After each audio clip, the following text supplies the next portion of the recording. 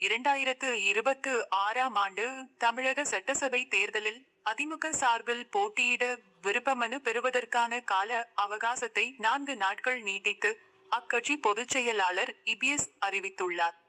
தமிழக சட்டசபை தேர்தல் அடுத்த ஆண்டு நடக்க உள்ளது. வழக்கமாக ஜனவரி மாதத்துக்கு பிறகுதான் அரசியல் கட்சிகள் தேர்தலை நோக்கி வேகமெடுத்து செயல்படும். டிசம்பர் மாதத்தின் மத்தியிலேயே அனைத்து அரசியல் கட்சிகளும் தேர்தலை நோக்கி விறுவிறுப்பு காட்டி வருகின்றன.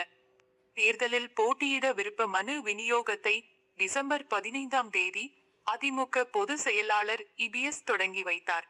டிசம்பர் 23ஆம் தேதி வரை விருப்ப மனுக்கள் பெறப்பட்டன.